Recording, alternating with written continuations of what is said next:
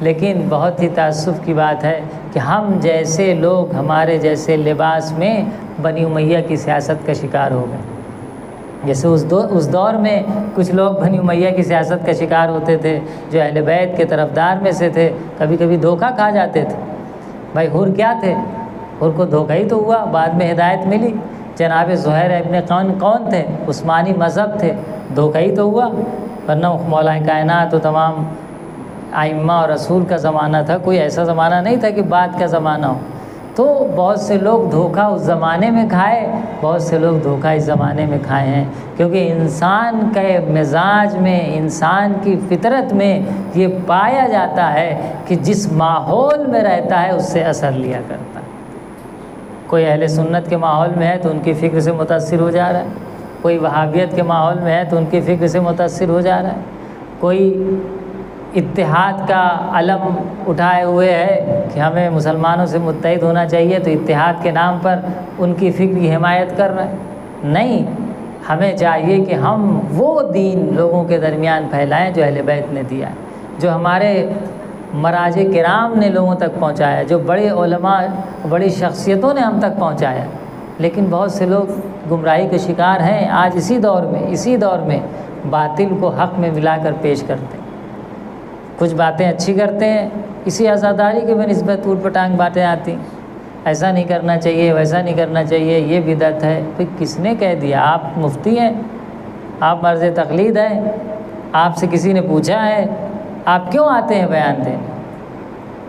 کیوں دیتے ہیں؟ کہا کوئی سنے گا نہیں، یہ سب نہیں بولیں گے، تو یہ سب بولیں گے تو لوگ سنیں گے، تاکہ اپنے کو سنوائیں، ایسے تو کوئی سنے گا نہیں کیونکہ کوالٹی ہے نہیں۔ تو کچھ ایسی اختلافی باتیں کریں، کچھ ایسا فتنے کی بات کریں تاکہ لوگ ہمیں سنیں۔ یہ بھی ایک بیماری ہے، خدا نہ کرے کوئی مبتلا ہو اس میں۔ اپنے کو سنوانے کے لیے، اپنے کو پہچانوانے کے لیے، اپنے کو سوشل میڈیا میں گھموانے کے لیے کہ سوشل میڈیا میں ہم بھی گھومتے رہیں، لوگوں کے موبائلوں میں ہم بھی پہنچتے رہیں، خوب کچھ اچھا کر کے پہنچاؤ، نہیں ہوگا۔ اچھا کر کے پہنچانے میں عمر چلی جائے گی، تب بھی شاید نہ پہنچا پائے۔ آئیے کچھ فتنہ چھوڑتے ہیں، کچھ شوشہ چھوڑتے ہیں، کچھ دین میں اٹھ پٹانگ کی باتیں کرتے ہیں، بہت جلدی وائرل ہو جائیں گے۔ یہ بیماری ہے، ایسے بیمار لوگوں سے دور رہنے کی ضرورت ہے جو باطل کو حق میں ملا کے پیش کرتے ہیں۔ کچھ باتیں اچھی کرتے ہیں، ایسے نہیں کہ ہر بات بری کریں گے، اگر ہر بات غلط کریں گے تو سنے گا کون؟ 2-4 دن لوگ سنیں گے، اس کے بعد اس کو نظر انداز کرنے لگیں گے۔ نہیں، کچھ باتیں اچھی کریں گے تاکہ وہ اچھی باتیں سن کر کچھ لوگ ان کے فالوور بن جائیں۔ جب وہ میٹھی باتیں کریں گے، اچھی باتیں کریں گے تو کچھ لوگ ان کے فالوور بن جائیں گے، پھر اس میں کچھ غلط باتیں کریں گے تو کچھ لوگ ان کی مخالفت کریں گے، اور جب کانٹروورسی ہوگی تب وہ سوشل میڈیا پہ وائرل ہوتے رہیں گے۔ ایک کہے گا صحیح ہے، دوسرا کہے گا غلط ہے، ایک کہے گا نہیں اچھا بندہ ہے، اچھی باتیں کرتا ہے، دوسرا کہے گا نہیں اس نے اٹھ پٹانگ بھی باتیں کی ہے۔ تو یہ حق کو باطل کو ملا کر پیش کرنا یہ نفس کی ایک بیماری ہے۔ کبھی کبھی اپنے کو لوگوں کے درمیان مطرح کرنے کے لیے، لوگوں کے درمیان اس حوالے سے کہ لوگوں کے درمیان لوگ ہمیں جانیں، ہمیں سنیں، کوئی کہے اچھا ہے، کوئی کہے برا ہے، یہ کانٹروورسی چلتی رہے، اس لیے جان بوجھ کے یہ فتنہ چھوڑا جاتا ہے، جان بوجھ کے یہ شوشہ چھوڑا جاتا ہے، کیونکہ انہیں پتہ ہے کہ اگر ہم یہ نہیں کریں گے تو لوگ ہمیں پوچھیں گے نہیں، لوگ ہمیں خبر نہیں لیں گے۔ ہمارے اطراف میں ہمارے جو مرید ہیں، ہمارے جو چاہنے والے ہیں، وہ بھی بھاگ جائیں گے۔ ان کو برقرار رکھنے کے لیے کچھ شوشہ چھوڑتے رہو تب یہ یہاں بیٹھیں گے۔ ہے یہ ایک بیماری ہے۔ متاسفانہ ہم جیسے لباس میں، ہمارے ہی لباس میں کچھ ایسے لوگ ہیں کہ جن کو یہ بیماری پائی جاتی، وہ اپنی روٹیاں سیک رہے ہیں اختلاف کے نام پر، وہ حق و باطل کو ملا کے اسی لیے پیش کر رہے ہیں کہ کچھ لوگ ان کے پاس رہیں اور ان کی روزی روٹی چلتی رہے۔ صلوات بھیجے بر محمد والے۔ انہوں نے دین کو بیچ دیا ہے، انہوں نے حق و باطل کو ملا کے پیش کیا ہے تاکہ لوگ ہمیں سنیں، لوگ، اور اسی کو اپنی شناخت بنا لیا ہے، اور اسی فضا میں رہنے کے بعد وہی ان کو حق نظر آنے لگا۔ حق و باطل کو ملا کے پیش کرنا، ایک نیا دین بنانا، بھئی حق و باطل کو ملانا یعنی ایک نیا دین پیش کرنا۔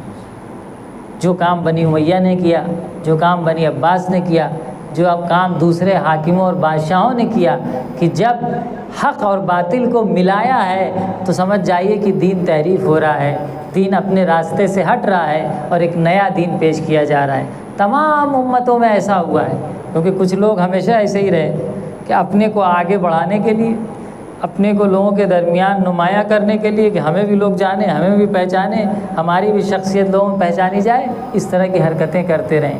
ہم شیعان حیدر کرار کو چاہیے کہ ایسے لوگوں سے پرہیز کریں، ایسے لوگوں سے آمادہ رہیں کہ کب ان کا فتنہ ہمارے ذہن تک نہ پہنچ جائے، کیونکہ کبھی کبھی ایسی باتیں کرتے ہیں کہ آدمی کو اچھی لگتی، میٹھی میٹھی باتیں کرتے ہیں اور اس میں کچھ باطل بھی ملا دیا تاکہ پتہ نہ چلے کہ صحیح کیا ہے اور باطل کیا ہے۔